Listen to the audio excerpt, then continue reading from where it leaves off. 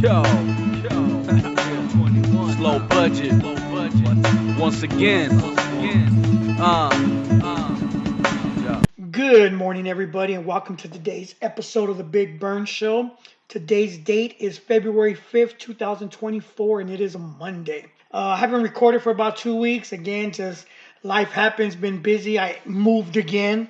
So what happened was, I told everybody I moved my son and his family down to San Manuel, and we're all staying in my place. It's a 4-bedroom, 2-bath. I mean, we're all living there. I'm hardly there. Eventually, the plan was for me to get another place for myself and give that one to my son because, he has a bigger family. So that's what happened. My son-in-law ended up moving out of his place, so I jumped into that place. So for 2 weeks, we've just been busy moving everything, getting everything situated. But now I got my internet coming today. So other than that, now I'm ready to record again. Busy episode. A lot of stuff's happened in the last 2 weeks. Today I'll be talking about that. I'll be talking about Tupac, the comedian Gary Owen, who's one of my favorite comedians. A lot of wrestling talk. I was racially profiled at Walmart a couple weeks ago. That was pretty funny. I'm going to talk about that. Just the Grammys, Jay-Z, Beyonce, Taylor Swift, just a bunch of stuff. So let me jump into it. Quick update, last 2 weeks, the kids have been wrestling still. Corey went to junior high state, Perry State, which I knew was going to be a good test because she's a 5th grader. And it's a 6th, 7th, 8th grade tournament. So I took her to that, and we look at the brackets. She pulls, in the first round, the number one girl in the nation at 98 pounds. Maya Rodriguez had a dominant wrestling club, just a great wrestler. Corey's wrestled her a bunch of times in the past since they were like 8 years old, saying, yeah, Corey, this girl's, like I said, number one in the nation. She was on the girls' team that went to Utah, I talked about. She won there, so she's just a good wrestler. So when that happens at a tournament, it's no longer a double elimination tournament. It's now a single elimination tournament. Corey lasted all of 20 seconds. Second matchup, which is a matchup I thought she could have won. It was an 8th grader. And it went all 3 rounds. And Corey was actually down. And then she caught up within a point. And if she could just got the girl on her back at the end, she would have won. But she couldn't. She lost by a point. But it was still a good tournament. The tournament sucked, but it was still a good experience. Let me tell you why the tournament sucked.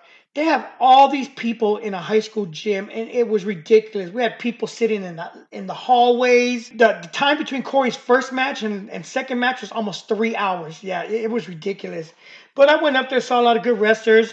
The minor junior high kids were wrestling. They did pretty good. So, yeah, it was just another good experience, another test. We got a lot more wrestling coming up. We have Girls State in 2 weeks. Rocky's been wrestling. He did good. South Point, I think he was top 8. Oh, Moglion. We went to Moglion. He finished top 6. And these are big brackets, 21-man bracket, 16-man brackets. So, I mean, he's a little bit better than half. So, we're just going to keep grinding. We got sectionals coming up this Saturday coming up in Morenci. And that's the big one.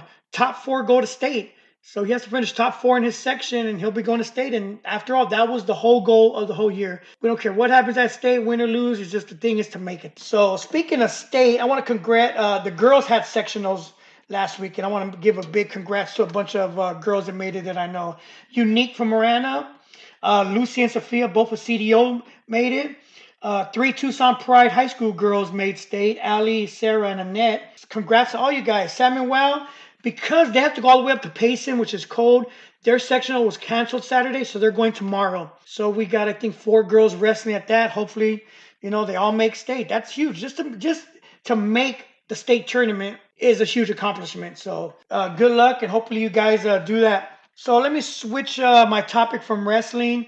I'm going to bring up, I had this discussion. This is why Tupac was on my list. I've had this discussion many, many of times. I don't know why.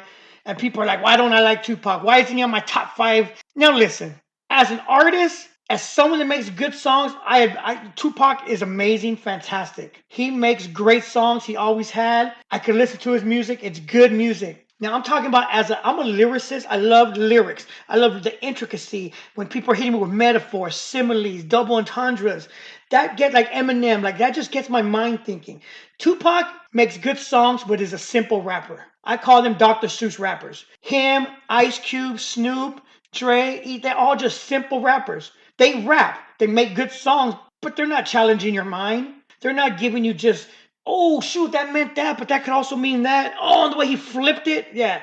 So to me, Tupac was never in my top, will never be in my top five rappers 10. But over the years, as I've listened to more Tupac music, I've learned to like him more. So what I'm gonna do is he will always be number 100 to me. He will be, so I can at least say Tupac is in my top 100 rappers, which he used to be in my top 500. So he will literally have a place at number 100. This is why I gave myself 2 minutes and I wrote down a list of just West Coast rappers that I like more than Tupac.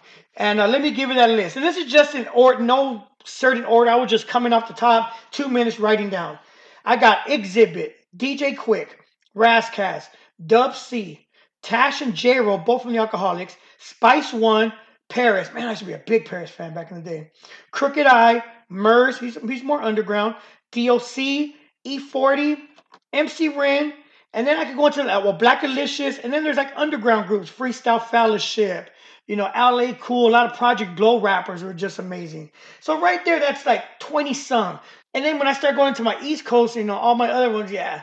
Everyone I list, they're more, you listen to the lyrics, they have style, they stutter step, they give you just, they challenge you. These are challenging MCs. So that's why. I got nothing against Tupac. It's just as a lyricist, he's just not my part. So, and anytime someone gives a top five list, why do people always feel like they have to say Biggie, Tupac, Biggie as the two greatest rappers of all time? Music is subjective. If you put Tupac as your number one artist or top five, that's good. That's on you. We all have different kind of musically, what we like to listen to in hip hop. But for those that are saying Biggie, top five ever, seriously, dude had one album, and he's top five of all time. I mean, Biggie might be one on my number 1,000, and I could probably find 999 easily. They're better than Biggie, or that I like personally. So, like I said, if you like Tupac, that's more power too. If he's your top rapper, I got nothing against that. Music is subjective. So I just don't like when people automatically feel they have to put Biggie and Tupac 1 and 2. Hell, dead rappers, I put Big Pun, Big Al over Biggie any day. I just want to get that away because I've had that discussion more than once over the last probably 2 months. Had that discussion a few times. Next thing I want to talk about is Gary Owen. If you don't know Gary Owen, he's the white comedian that basically deals with a black audience. There's only a few white comedians that do that, but he's one, and I've always been a Gary Owen fan for years and years since I first saw him. But what I was going to say, I've been listening to his podcast a lot. Like I said, I'm a fan of his. But what got me is, I guess for the last 3 years, he got a divorce about 3 years ago. And now his podcast is all how his kids don't talk to him. He hasn't talked to his kids in 3 years. And at one point, you kind of want to feel bad for him. But at the second point, he cheated on his wife and got divorced. And the kids are, of course, taking the mom's side and wanting pretty much nothing to do with him. So in that, I'm like, you know what? I cannot feel for the guy in that sense. He went Hollywood, complete Hollywood. And another reason I want to bring up Gary Owen is, like him and others and people probably on Facebook and celebrities, they give this illusion of a perfect marriage, a perfect couple. If you would see his stand-up, if you listen to his podcast, you would think he's in a perfect, marriage and he's so happy. But then he goes on his podcast and he's been unhappy for years and the divorce was imminent, multiple cheating scandals. I mean, the dude went full Hollywood. He was an actor, celebrity. Now he's cheating on his wife on the road. But he gives the illusion, like the rest of Hollywood, how, he's so happy. And we know people like that on our friends list. That you, all of a sudden, this is my new boyfriend or blah, blah, blah, blah, blah. And then next they're just gone out of the picture. And you're like, what happened? I thought you guys were happy. And they don't, They don't even announce it. They just change their thing to single and stop talking about the guy. I don't know. Facebook has made so many people so fake when it comes to relationships. And oh man, the women that are like, this is my new boy. I'm so in love. He's my king. I'm like, that's your third king this year. Like, in that sense, I'd rather stay single and happy, do whatever the hell I want to do, when I want to do it, no one to answer to. I'd rather do that, have this illusion of oh my God, we're so happy. Then 2 weeks later, they broke up. So 2 weeks ago, it's about maybe 2 weeks ago, I was racially profiled at Walmart. Here's the thing. I went to drop my daughter off at wrestling practice. We had to get some stuff for the house because we were just moving in. So me and Rocky went to Walmart, the one in Fountain Valley Mall, Ina and La Choya. So we walk in and they had a greeter. Now, I haven't seen a Walmart greeter in a while. I don't know. Right there, I got the feeling. I don't know why, but I had the feeling that this guy's going to ask for my receipt on the way out. So we go shop. We're in there for maybe, I don't know, 45 minutes because I had to get back to wrestling practice. And as I'm checking out, I'm seeing him. I'm seeing the greeter still. He's saying bye to everyone, doesn't stop anyone. Saying bye. And I'm like, okay. But I knew it. We start to go out, and I told Rocky, give me the cart. I get the cart, and I just walk right by him as he's like, excuse me, sir, I need to see your receipt. I'm like, nope, you ain't racially profiling me today. He's like, that's not what I'm doing, sir. I'm like, really? All these white people walk right past you, but you want to see my receipt? Nope, not happening today. And all the guy said was, okay, you have a great day, sir. And I told Rocky, I saw that coming. I knew it was going to happen. I showed him, it's life lessons. I go, that's how you handle that. You don't let that guy just because he works there as a greeter, now he's security also? No, ain't going to happen on my watch. So I just thought it was funny. And you might have handled it different. One of my earlier shows, I spoke about this horrible, horrible hotel I stayed at, Tweakerville City. Now, I was doing a card show in Phoenix on Saturday. So after Corey's practice, we got a hotel.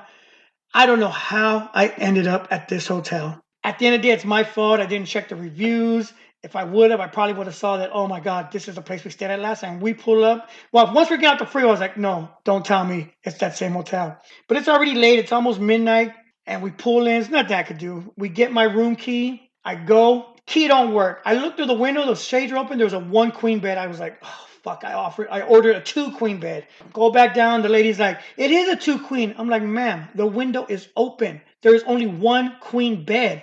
She goes, well, the computer shows 2. I'm like, well, it's not. I'm sorry. I go, I either need a refund or 2 queens. I go, I got a 17-year-old, 11-year-old, and me. I'm like, we're not staying on 1 queen bed. So she gave me another room. I go to that room. The lock's broken.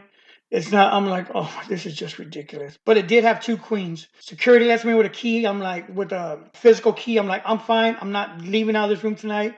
I just wanted my kids to get some sleep. And it was just horrible. Yeah, I couldn't sleep good, worrying about, I had, $15,000 worth of inventory in my car. Yeah, it was a horrible experience again. And hopefully I learned from that to really double check, triple check which hotels I'm staying at. But the card show, on the other hand, was a great experience. Went to this card show. It was in Phoenix. I've done it before. Last time I did, I think I made like $900 in like 5 hours. My goal when I do a card show is 300, 2 to 300. If I make that, I'm fine. It pays for gas, food. At the end, if I clear 150, that's a good honest day's work. This card show, on the other hand, was just phenomenal. I think in 4 hours, the show was only 4 hours. I think I did like $1,400. That's like $350 an hour. So yeah, I couldn't ask for more. It was a crazy show. I was busy the whole show, just selling sports cards. One of the best one was the guy came with a Steph Curry auto number to 99. It's like an $800 to $900 card. So I trade up for it. The guy takes about $800 worth of cards for it. We trade. And so I was probably into it for $400. So now I got this auto that I probably paid about $400. That's worth $9. And then right away, like within 45 minutes, I flip it. Dude gives me $500 cash and about another $500 in trade. So it was a good show. Just flipping cards, selling, buying, trading. Can't ask for more. I love doing sports cards. I've been doing it my whole life, and it's just one of the ways I make money. I want to give another shout out to one of the Tucson Pride girl wrestlers, Maddie. She's a 7th grader, and she won Prescott State last weekend. So that was huge. These girls are just phenomenal at Tucson Pride. I love taking Corey there. She's learning a lot. Now, let me get to real quick. I guess the Grammys were yesterday. I didn't even know. I don't care about these damn award shows. But I guess Jay-Z was given the Lifetime Achievement Award. And I just saw clips and I saw stuff. And instead of him just taking the time, thank everyone for he uses that platform to cry and whine about Beyonce never winning Album of the Year award. Beyonce has like 30-some plus Grammys. These guys are billionaires. They make their money singing and they want to still whine and complain. And oh my God, they're just so entitled. They feel like they're so entitled that it's owed to them. That he has to let the world know that my wife hasn't won. Now, here's the thing. Taylor Swift has won her 4th album of the year. I think I've gone on record before. Beyonce will never be a Taylor Swift. Taylor Swift, music-wise, for one, Taylor Swift plays instruments and she writes her own music. Beyonce has ghostwriters. She sings other people's songs. So it's no comparison that Beyonce will never be a Taylor Swift. That's how I feel on that. A lot of you might not agree, might agree. this is America. We have the right to agree and disagree, have our own opinions on different matters. So with that, I do have a few more items I'll talk about, but I'll bring it up later in the week. I hope you guys have a great week, and I'll try to get back on Wednesday. And if not, I'll talk to you later. Burn one. Yo. Slow budget. Once again.